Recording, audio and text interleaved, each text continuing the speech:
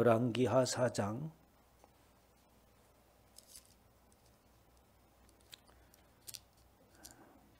32절로 37절 말씀입니다.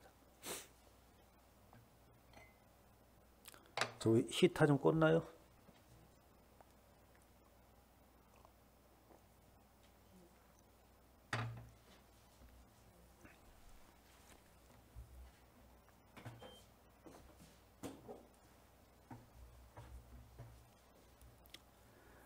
열왕기하 4장 32절로 37절 말씀을 다 함께 합독하겠습니다.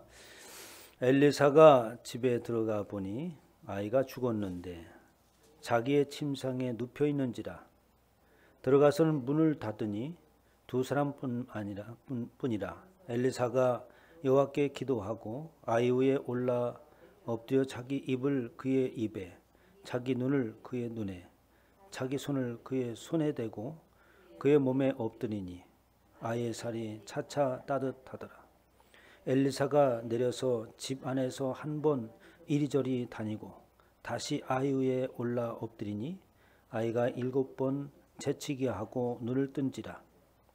엘리사가 게하시를 불러 저 수냄 여인을 불러오라 하니 곧 부름에 여인이 들어가니 엘리사가 이르되 내 아들을 데리고 가라 하니라.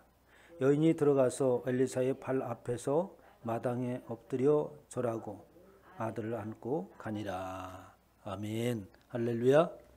이 시간에 하나님께서 저와 여러분에게 주시는 말씀은 열왕기하 4장에 있는 말씀으로서 생명의 근원이 하나님께 있다라는 제목으로 하나님의 말씀을 선포하도록 하겠습니다. 오늘 참 아주 재미있는 이야기입니다. 그래서 엘리사가 지난 시간에 또 놀라운 기적을 일으켰지 않습니까? 그래서 떡 하나를 빚어서 먹고 죽으려고 하는 사렙다 과부 여인에게 엘리사가 가서 그 떡을 구워서 나로 먹게 하고 조금 떼서 나를 주고 그리고 너희들 먹어라 라고 이렇게 말했을 때에 그의 형편을 얘기합니다. 우리가 이 마지막 남은 이 떡 한 덩이 빚을, 작은 떡을 하나 빚을 반죽밖에, 가루밖에 없는데 이것으로 떡을 빚어서 먹고 마지막 양식이죠. 그리고 이제 우리가 죽으려고 했던 참이다 라고 이렇게 말합니다. 그렇지만 당신의 말에 내가 순종하겠습니다 해서 떡을 빚어서 엘리사에게 갖다 놓고 그 믿음을 보시고 하나님께서 그 기름 그릇이 마르지 않도록 하는 것을 볼 수 있습니다. 그 얘기 아니군요. 참, 뭡니까? 빚을 많이 진 그 엘리사의 제자가 남편이 죽어서 빚으로 인해서 이제 아이가 종으로 팔려나갈 지경에 있을 때에 그 여인에게 있는 것이 뭐냐니까 한 그릇 하나밖에 없다고 했을 때 그릇을 다 가져오고 있는 대로 빌려오라 해서 이제 그 기름을 채우고 또 빚을 갚게 한 그러한 기적이 있었습니다. 이어서 오늘 또 4장에서 두 번째 기적의 이야기를 하고 있어요. 엘리사가 이제 갈멜산에서 또 이스라엘로 지나가는 그 길목에 있는 수넴이라고 하는 마을을 늘 들려갑니다. 근데 그 수넴 마을을 들을 때에 그 한 귀한 여인이 있었는데 아마도 그 엘리사를 눈여겨 본 것 같아요. 그래서 그 엘리사를 알아보고 그가 묵을 수 있는 방을 이렇게 마련해주고 늘 그곳에서 지나갈 때마다 엘리사가 쉬어갔습니다. 그래서 이 여인에게 뭘 해줘야 될까라고 이렇게 생각하던 참인데 이 두 부가 부유하게 살고 남부럽지 않게 살고는 있지만 자녀가 없다는 거예요. 그래서 그 여인에게 자녀가 있으리라고 하는 축복을 해줍니다. 그래서 1년 뒤에 이제 아들이 생겨났잖아요. 그래서 그 자녀가 없다가 아들이 생겨났으니까 얼마나 금이야 오기야 길렀겠습니까? 그래서 애가 다 커서 이제 아버지가 일하는데 밭에 따라다니면서 이제 조잘거리면서 자룡을 필 때가 되었어요. 얼마나 귀엽겠어요.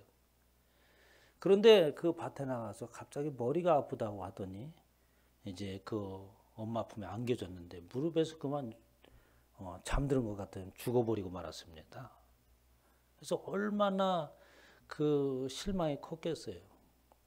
그때 이제 엘리사가 그 여인에게 가서 아들을 살리는 장면이 바로 오늘 저와 함께 읽은 내용입니다. 그래서 그 내용을 보니까 이 엘리사가 죽은 아이가 자기가 묵고 있던 그 침상에 누워져 있는데 그 침상에 올라가서 아이의 손과 손이 마주치고 입과 입이 눈과 눈이 코와 코가 마주치게끔 엎드려서 이렇게 하나님 앞에 간절히 기도하는 모습을 볼 때에 엘리사의 심정도 얼마나 간절했을까라는 생각이 듭니다. 그러자 이제 그 아들이 재채기 7번을 하고 그리고 살아나서 그 여인 품에 안긴 내용이 오늘 본문의 말씀이에요. 그런데 8절에 보면은 이 수넴 여인과 엘리사의 관계가 어떻게 해서 이루어졌는가, 그리고 그들의 상황이 어떠했는가라고 하는 말씀을 해주십니다. 하루는 엘리사가 수넴 여인에게 이르더니 거기에 한 귀한 여인이 그를 간곤하여 음식을 먹게 하였다. 엘리사가 그곳을 지날 때마다 음식을 먹으러 그리로 돌아갔더라 라고 이렇게 이야기하고 있습니다. 그러니까 수넴 여인이 수넴에서 그 동네에 아주 귀한 여인이 있었다라고 하는데, 이 귀한 여인이라고 하는 뭐 여러 가지를 해석할 수도 있습니다만 그 부욕해 사는 그런 집안입니다. 또 귀하다고 표현했으니까 부유할 뿐만 아니라 아마도 그 동네에 아주 덕망이 있는 그런 자로서 인정받는 그런 여인, 또 그의 남편, 그런 집이었던 것 같아요. 그래서 그 여인이 이제 그를 발견하고 간청을 해서 자기 집에서 묵고 음식을 먹게 했다는 말이죠. 9절에 보면 여인이 그의 남편에게 이르되 항상 우리를 지나가는 이 사람은 하나님의 거룩한 사람인 줄을 내가 아느니 라고 이렇게 말하고 있어요. 그래서 이 여인이 그 엘리사를 볼 때에 평범한 사람이 아닌 것을 알 수 있었습니다. 거룩한 사람이라고 하는 거죠. 그러니까 이 여인도 참다운 신앙의 여인이었으면 틀림이 없습니다. 마치 사도행전 16장 17절에 나오는 그 루디아라고 하는 자주장색 여인처럼 사도 바울을 극진히 대했던 그런 모습 같은데, 이 루디아의 여인을 보면은 하나님께서 그의 마음을 열어주셨다라고 이렇게 얘기해요. 두아디라시에 있는 자색 옷감 장사로서 하나님을 섬기는 루디아라 하는 여자가 말을 듣고 있을 때에 주께서 그의 마음을 열어 바울의 말을 따르게 하신지라 라고 하면서 하나님께서 그 루디아의 여인의 마음을 열어주셨죠. 그래서 그와 그 집이 다 세례를 받고 우리에게 청하여 이르되 만일 나를 주 믿는 자로 알거든 내 집에 들어와서 유하라 라고 하면서 이제 그 사도 바울을 청하는 모습을 볼 수 있어요. 그때 루디아의 마음을 하나님께서 열으셨던 것처럼 아마도 이 수넴 여인, 이 귀한 여인도 역시 하나님께서 그의 마음을 열어줬으면 틀림이 없습니다. 저의 여러분의 마음을 하나님께서 여시지 않는다면 우리는 그 하나님을 바라볼 수도 없고 거룩한 것을 우리가 느낄 수도 없는 거죠. 우리가 존귀하고 또 거룩한 것을 느낄 수 있는 것은 하나님이 저와 여러분의 마음을 여신 줄 믿으시기 바랍니다. 하나님께서 마음을 여셔서 존귀한 자가 되게 하시고 그리고 존귀함을 볼 수 있었던 거죠. 13절에 보니까 엘리사가 자기 사환에게 이르되 너는 그에게 이르라 네가 이같이 우리를 위하여 세심한 배려를 하는도다. 아주 이 여인이 그 얼마나 세심하게 그 엘리사를 배려를 했는지 아주 감동을 했어요. 그래서 그 집에 이제 그 옥상에다 따로 출입할 수 있는 출입과 함께 아주 집을 방을 하나 마련하고 거기에서 그 방해받지 않고 마음대로 들락날락하면서 또 기도도 할 수 있도록 이렇게 또 먹을 것도 공급해주고 그랬죠. 그 표현을 이렇게 얘기하는 거예요. 세심한 배를 하는도다라고 이렇게 하고 있습니다. 어떻게 세심한 배밀을 했을까? 배려라고 하는 말을 원어를 보면 뭐냐면 아주 주밀하게 어떤 일을 꾀함에 있어서 아주 주도 면밀하게 했다고 하는 거예요. 그러니까 모든 면에서 불편함이 없도록 아주 신경을 썼다고 하는 거죠. 그런데 그때 신경을 썼을 때에 세심한 배려라고 우리 한국어로 배려 그렇게 되어 있는데 원어를 보면은 그렇게 주밀하게 배려를 하는데 그의 마음이 어떠냐 하니까 바로 아주 떨림으로 했다고 하는 거예요. 응? 그러니까 이런 얘기입니다. 내가 이렇게 떨며 조심하는 모든 정성으로 우리를 섬겼으니 이런 말이에요. 그러니까 그냥 내가 어떤 자선을 베풀고 남을 위해서 이렇게 좀 배려한다는 수준이 아니라 그 거룩한 사람을 대하는 태도는 곧 하나님을 대하는 것과 같은 모습으로 대하고 있는 거죠. 그래서 그의 마음이 엘리사를 대할 때 어떻게 마음이 떨리고 아주 조심스럽게 그리고 세심한 배려를 통해서 그가 마음껏 하나님의 일을 할 수 있도록 했다고 하는 것입니다. 참 이러한 모습을 볼 때에 제가 우리의 성도들이 나를 그렇게 그런 모습을 보고 내가 성도들에게 또 이런 모습으로 비춰진다면 정말 이보다 더 할 수 없겠다 하는 생각이 드는 거예요. 근데 제가 여러분에게 그렇게 거룩한 모습으로 비춰지지 않으니까 문제가 되는데 저도 그렇게 여러분에게 거룩한 모습으로 비춰지고 또 여러분들은 그런 모습 속에서 떨림으로 조심스럽게 대한다고 한다면 이 목자와 양과의 관계가 얼마나 이 사랑스럽고 아름다운 관계겠습니까? 이런 모습이 되도록 저와 여러분 모두가 노력해야 되는 줄 믿으시기 바랍니다. 이렇게 엘리사처럼 이렇게 완벽하게 또 수낸 여인처럼 이렇게 할 수는 없지만 이것이 저와 여러분들의 아주 모델이 돼야 되는 거죠. 그래서 그렇게 주도 면밀하게 그리고 마음으로는 그 공경함이 하나님을 대하는 것처럼 떨림과 아주 조심성 있게 엘리사를 극진히 대했어요. 그러니까 이 엘리사가 이 도대체 어떻게 보답을 해야 될까 한번 알아봐라 라는 얘기를 합니다. 그러면서 이런 얘기는 내가 너를 위하여 무엇을 하랴? 왕에게나 사령관에게 무슨 구할 것이 있느냐? 그러니까 내가 이 왕하고도 가까이 얘기할 수 있는 그런 사람이니까 혹이라도 왕이나 또 어떤 고관에게 이렇게 청할 것이 있으면 내가 얘기하라 나한테. 그러면 내가 그것을 들어줄 수 있도록 하겠다라는 얘기를 합니다. 아마도 굉장히 크게 끔찍하게 생각했지 않습니까? 그러니 이 여인이 이렇게 대답하는 거예요.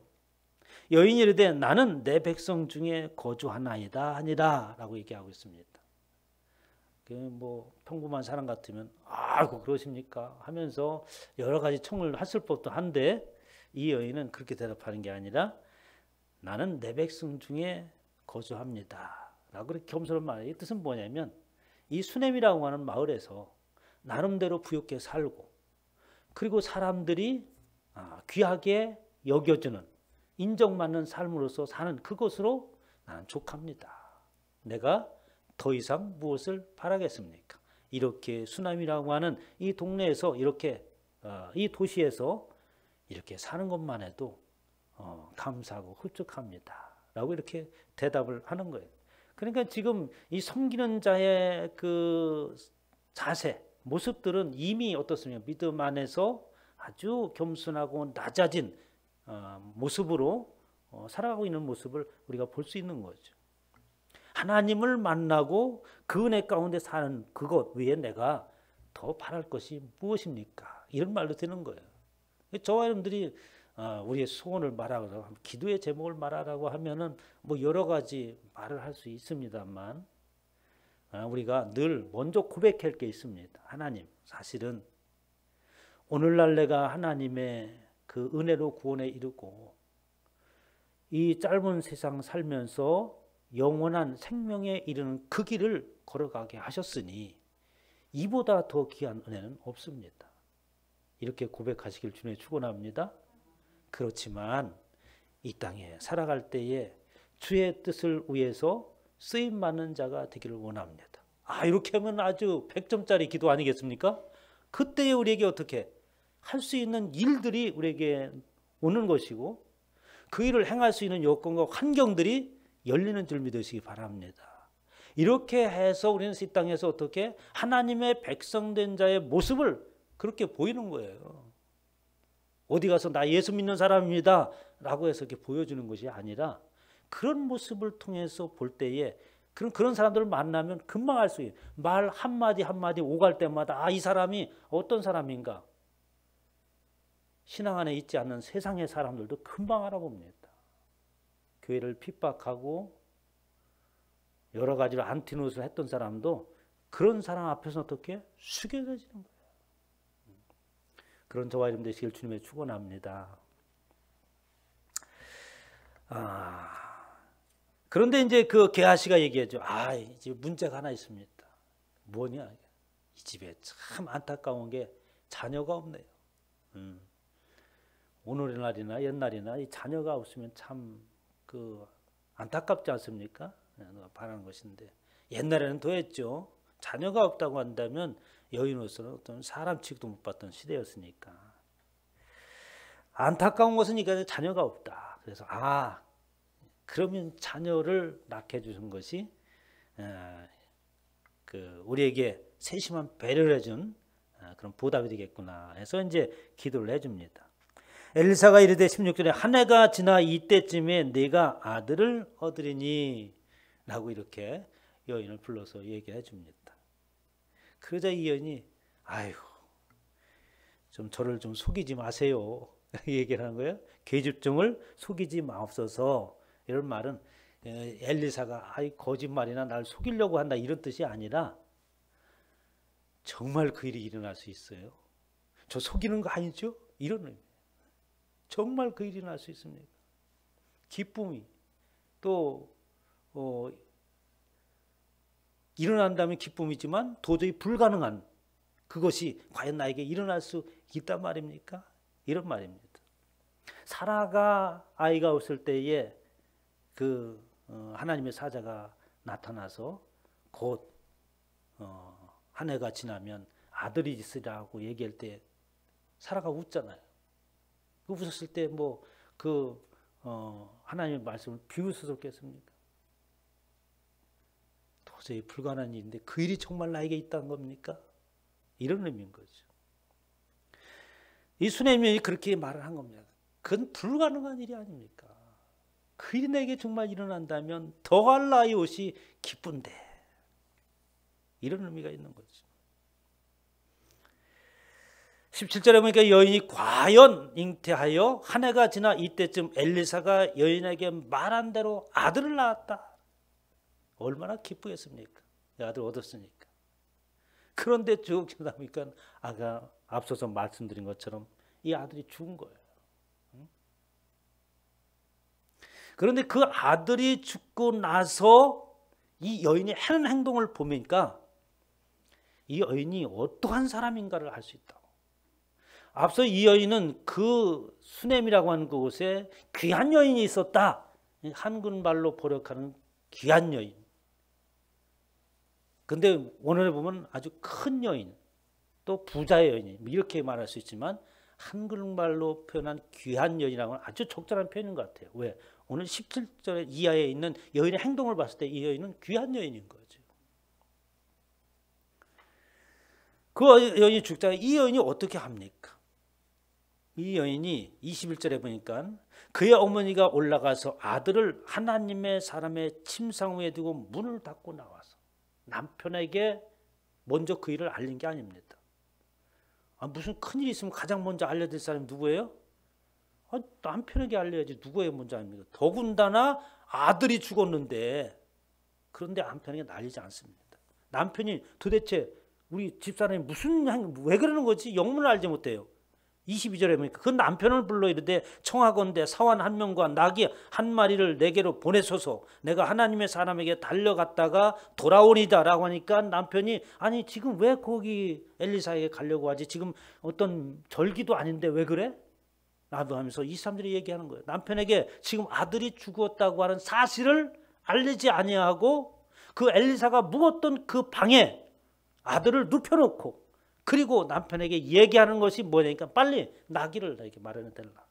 내가 하나님의 사람 엘리사에게 달려갈 일이 생겼다. 그리고 갔다 돌아오겠다고 얘기하는 거예요. 그 여인은 속마음이 도대체 무슨 속마음이 있었을까?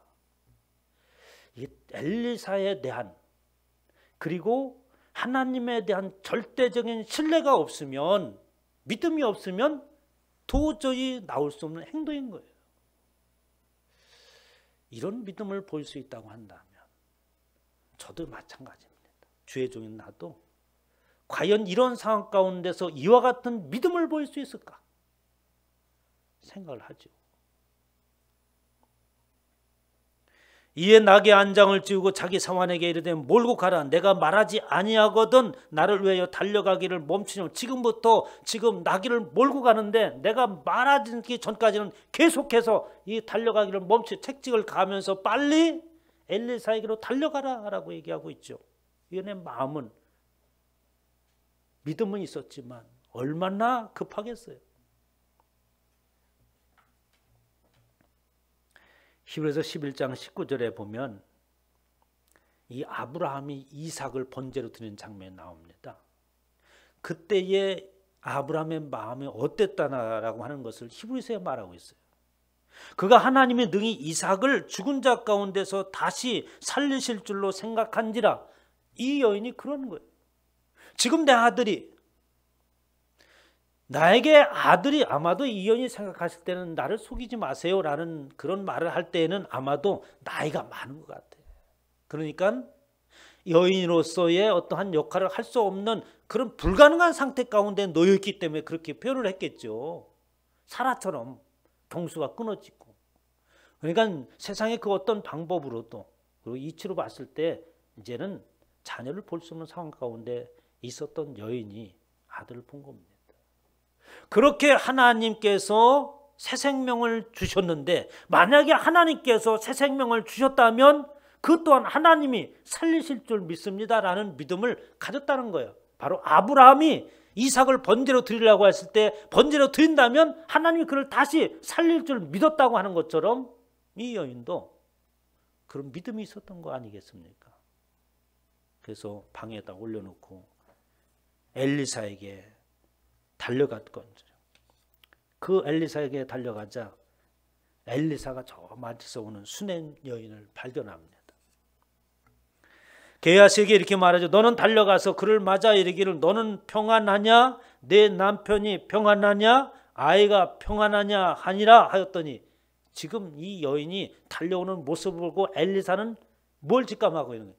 무슨 문제 같은 놈이 생겼구나. 그런데 그 문제가 무슨 문제인지 이 엘리사에게 가르쳐주지 않았어요. 하나님이. 그런데 모습을 보고 어떻습니까? 달려오는 모습을 보니까 보통 신앙지 않아요. 그래서 무슨 틀림없이 뭔 일이 있을까? 너의 어떤 평안하나 너희가. 남편에게 무슨 일이 있느냐? 남편이 평안하냐는 말은 남편에게 무슨 일이 있느냐? 아이가 평안하냐는 아이에게 무슨 일이 있느냐? 라고 묻고 있는 거죠. 여인이 말합니다. 평안하다, 평안합니다. 여인이 어떻게 거기서 평안합니다 라고 말을 했을까요? 그러면서 이 여인이 엘리사에게 다가오면서 27절에 보면 가슴이 뭉클한 행동을 합니다. 산에 이르러 하나님의 사람에게 나가서 그 발을 아는지라. 아무 얘기도 하지 않는 거죠. 그리고 나서 어떻게? 엘리사의 발을 안는 거예요. 우리 그 모습 하나만 봐서라도 이 여인의 마음을 읽을 수 있죠? 만약에 이 여인이 말을 터뜨렸다면 어떻게 했어요? 자기도 주체할 수 없는 그런 슬픔과 그 격정의 그 울음이 터졌지 않겠어요? 세상에 하나님께서 아들 주시더니 이렇게 나를 높이 올렸다가 팽개치실 수 있습니까? 어떻게 우리 아들을 도로 데려갈 수 있습니까? 하면서 통곡이 터졌겠지 않겠어요? 그런데 그 여인은 아무 소리 않고 엘리사의 발을 안습니다. 게하시가 보니까 너무 심한 것 같아. 왜? 사정연을 모르니까. 게하시가 가까이 와서 종이죠. 그를 물리치고자 하며 하나님의 사람이 이를 가만두라. 그의 영혼이 괴로워하지만 엘리사가 무슨 일이 있는 직감을 했죠. 그렇지만 여호와께서 내게 숨기시고 이르지 아니하셨느니라.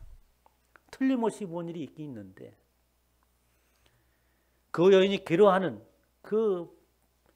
이 발을 안 것은 뭐 그냥 이렇게 사람을 부둥켜 하는 게 아니라 납작 엎드려서 그의 발을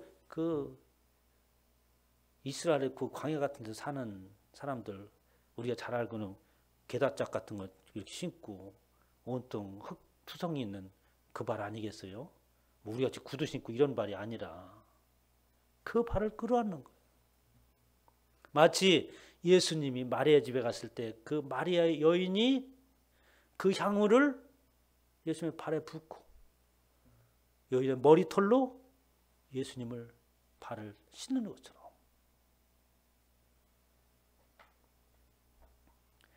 바로 엘리사는 그 여인의 괴로움을 직감적으로 느낄 수 있던 거죠.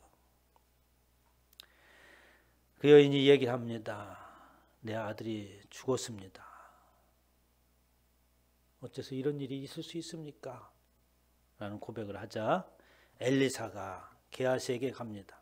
게하시에게 자, 내 지팡이를 가지고 가서 그 어린애한테 얼굴에 놓으라 라고 얘기하죠. 그러자 이 여인이 안 됩니다. 그것까지는 안 됩니다. 30절 보니까 아이의 어머니가 이르되 여호와께서 살아계심과 당신의 영혼이 살아계심을 두고 맹세하노니 내가 당신을 떠나지 아니하리다. 엘리사가 이에 일어나서 여인을 따라가니라 라고 하면서 게하시는 앞서가고 그리고 이 엘리사도 그 여인을 따라갑니다. 그런데 그 게하시가 그 지팡이를 어린아 얼굴에 놓으니까 아무런 일이 벌어지지 않는 거예요. 분명히 죽었음을 증명하고 있는 겁니다. 이 아들이 분명히 죽었고 이 아들이 죽은 것을 살려낼 수 있는 방법은 없다는 얘기를 하고 있는 거예요. 그래서 그 엘리사가 살리는데 엘리사가 그 얼굴을 마주치고 해서 몸을 데펴서 그 죽은 아이가 살아나겠어요? 모든 생명은 여호와의 주권 안에 있는 줄 믿으시기 바랍니다. 생명은 하나님 앞에 달려있다 이런 얘기인 것이죠. 그래서 그 아들을 살립니다. 그런데 이 이야기를 들을 때 대상이 누구냐는 거예요. 여러분 이 이야기를 누구한테 지금 들려주고 있습니까? 죽은 것과 같은 삶을 살고 있는 절망과 좌절에서 도저히 일어설 수 없는 수냄 여인처럼 어떻게 나에게는 아들이 있으라는 것은 불가능한 일입니다 라는 상황에 놓여져 있는 이스라엘 백성들과 오늘날 저와 여러분들에게 주시는 말씀인 거죠. 우리가 이렇게 생명이 끊어진 것 같고 그리고 절망적인 거 그리고 도저히 일어설 수 없는 상황이 있는 것 같지만 생명을 불어넣으시는 분은 우리를 일으킬 수 있는 분은 오직 하나님 외에 없다는 말씀을 주시는 줄 믿으시기 바랍니다. 그 누구도 우리를 일으킬 수 있는 자가 없어요. 여러분 외국에 디아스포라로 팔려가고 노예로 팔려가 있는 저들에게 마치 우리에게는 이것으로 끝난 것과 같은 상황에 놓이는 그들에게 이 말씀을 들리는 겁니다. 아주 적절한 비유 아니겠어요? 이런 일들이 있었지 않느냐. 하나님으로 인하여서 지금 우리가 불가능한 것 같지만 저와의 삶 가운데 그런 일들이 있지 않나요? 그러나 우리는 그것은 불가능한 일이야 라고 치부해버리지 마시기를 주님으로 축원합니다. 하나님 안에 있으면 불가능이 없죠. 하나님의 뜻이 그 안에 있다면 생명의 근원이 하나님께 있음을 깨닫고 절대적인 신뢰 안에서 승리하시기를 주님의 이름으로 축원합니다.